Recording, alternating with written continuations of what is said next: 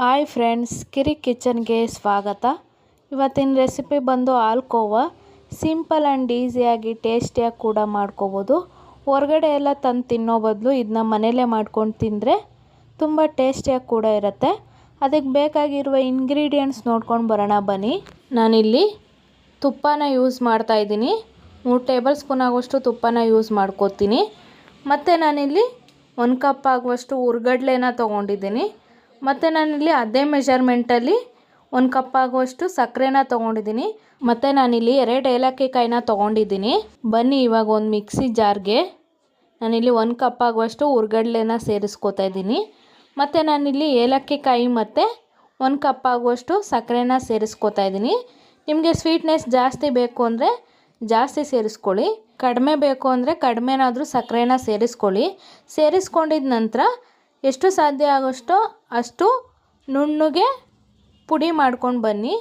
ನೋಡಿ, ಈ ಥರ ಪೌಡರ್ ರೀತಿ ಪುಡಿ ಮಾಡ್ಕೊಳ್ಳಿ. ಪುಡಿ ಮಾಡ್ಕೊಂಡಿದ ನಂತರ ನಾನಿಲ್ಲಿ ಒಂದು ಬಾಣಲೆನ ಬಿಸಿ ಮಾಡೋಕ್ಕೆ ಇಟ್ಕೊಂಡಿದ್ದೀನಿ. ಬಿಸಿ ಆದ ನಂತರ ನಾನಿಲ್ಲಿ 2 ಟೇಬಲ್ ಸ್ಪೂನ್ ಆಗುವಷ್ಟು ತುಪ್ಪನ ಸೇರಿಸ್ಕೋತಾ ಇದ್ದೀನಿ. ತುಪ್ಪ ಬಿಸಿ ಆದ ನಂತರ ನಾವು ಈಗಾಗಲೇ ಪುಡಿ ಮಾಡಿಕೊಂಡಿರೋ ಏಲಕ್ಕಿ ಮತ್ತು ಸಕ್ಕರೆ ಹುರ್ಗಡ್ಲೆ ಪುಡಿಯನ್ನು ತುಪ್ಪದೊಳಗಡೆ ಸೇರಿಸ್ಕೋತಾ ಇದ್ದೀನಿ. ಸೇರಿಸ್ಕೊಂಡಿದ ನಂತರ ಚೆನ್ನಾಗಿ ಒಂದು ರೌಂಡು ತಿರುಗಿಸ್ಕೊಳ್ಳಿ. ಚೆನ್ನಾಗಿ ಫ್ರೈ ಮಾಡ್ಕೊಳ್ಳಿ. ಲೋ ಫ್ಲೇಮಲ್ಲಿ ಇಟ್ಕೊಂಡೇ ಫ್ರೈ ಮಾಡ್ಕೊಬೇಕು. ಹೈ ಫ್ಲೇಮಲ್ಲಿ ಇಟ್ಕೊಂಡು ಫ್ರೈ ಮಾಡ್ಕೊಳಕ್ಕೆ ಹೋದರೆ ಸಿದೋಗುತ್ತೆ. ನಾನು ಈಗಾಗಲೇ ಲೋ ಫ್ಲೇಮಲ್ಲಿ ಇಟ್ಕೊಂಡು ಫ್ರೈ ಮಾಡ್ಕೋತಾ ಇದ್ದೀನಿ. ಫ್ರೈ ಮಾಡ್ಕೊಂಡಿದ ನಂತರ ಮತ್ತೆ ನಾನಿಲ್ಲಿ 1 ಟೇಬಲ್ ಸ್ಪೂನ್ ಆಗುವಷ್ಟು ತುಪ್ಪನ ಸೇರಿಸ್ಕೋತಾ ಇದ್ದೀನಿ. ತುಪ್ಪನ ಸೇರಿಸ್ಕೊಂಡು ಚೆನ್ನಾಗಿ ಮಿಕ್ಸ್ ಮಾಡ್ಕೊಳ್ಳಿ. ಮಿಕ್ಸ್ ಮಾಡಿಕೊಂಡು ಅದ್ರ ಪರಿಮಳ ಬರೋವರೆಗೂ ಫ್ರೈ ಮಾಡ್ಕೊಳ್ಳಿ. ಲೋ ಫ್ಲೇಮಲ್ಲಿ ಇಟ್ಕೊಂಡೇ ಫ್ರೈ ಮಾಡ್ಕೋಬೇಕು. ಫ್ರೈ ಮಾಡ್ಕೊಂಡಿದ ನಂತರ ಅದರಲ್ಲಿರೋ ಬಣ್ಣ ಕೂಡ ಚೇಂಜ್ ಆಗುತ್ತೆ ಮತ್ತು ಈ ಕನ್ಸಿಸ್ಟೆನ್ಸಿಗೆ ಬಂದಿರತ್ತೆ. ಪೌಡರ್ ಥರನೂ ಇರಬಾರ್ದು, ಕೈಯಲ್ಲಿ ಇಟ್ಕೊಂಡು ಉಂಡೆ ಮಾಡಿದ್ರೆ ಉಂಡೆ ಆಗೋ ಥರ ಇರಬೇಕು. ಆ ಥರ ಕನ್ಸಿಸ್ಟೆನ್ಸಿಗೆ ಆಗೋವರೆಗೂ ಫ್ರೈ ಮಾಡ್ಕೊಳ್ಳಿ. ಫ್ರೈ ಮಾಡ್ಕೊಂಡಿದ್ದಾಗಿದೆ. ಫ್ರೈ ಮಾಡ್ಕೊಂಡಿದ ನಂತರ ಒಂದು ಸರ್ವ್ ಮಾಡ್ಕೊಳ್ಳೋಕ್ಕೆ ಒಂದು ಪ್ಲೇಟ್ಗೆ ತುಪ್ಪ ಅಥವಾ ಎಣ್ಣೆನಾದರೂ ಸ್ಪ್ರೆಡ್ ಮಾಡಿಕೊಂಡು ಇಟ್ಕೊಳ್ಳಿ. ನಾನಿಲ್ಲಿ ತುಪ್ಪನ ಸವರಿ ಇಟ್ಕೊಂಡಿದ್ದೀನಿ. ನಾನಿಲ್ಲಿ ತುಪ್ಪ ಸವರಿ ಇಟ್ಕೊಂಡಿರೋ ಪ್ಲೇಟ್ಗೆ ನಾವು ಈಗಾಗಲೇ ರೆಡಿ ಮಾಡಿ ಇಟ್ಕೊಂಡಿರೋ ಹಾಲ್ಕೋವಾದ ಪುಡಿನ ಸೇರಿಸ್ಕೋತಾ ಇದ್ದೀನಿ.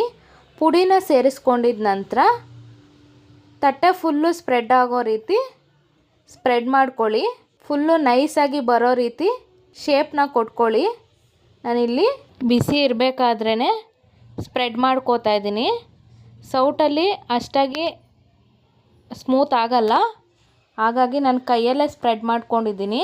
1-2 ಅವರ್ ಬಿಟ್ಕೊಂಡು ಕಟ್ ಮಾಡಿಕೊಂಡ್ರೆ ಸಿಂಪಲ್ ಆ್ಯಂಡ್ ಈಸಿ ಆದ ಹಾಲ್ಕೋವಾ ರೆಡಿಯಾಗಿಬಿಡತ್ತೆ. ಈ ರೀತಿ ಒಮ್ಮೆ ನೀವು ಮನೆಯಲ್ಲಿ ಟ್ರೈ ಮಾಡಿ ಹೇಗಿತ್ತು ಅಂತ ಕಮೆಂಟ್ ಬಾಕ್ಸಲ್ಲಿ ತಿಳಿಸಿ.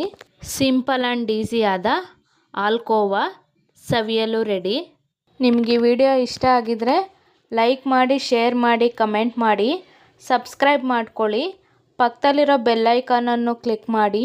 ವಿಡಿಯೋನ ಕೊನೆ ತನಕ ಸ್ಕಿಪ್ ಮಾಡದೆ ನೋಡಿ. Thanks for watching. Thank you.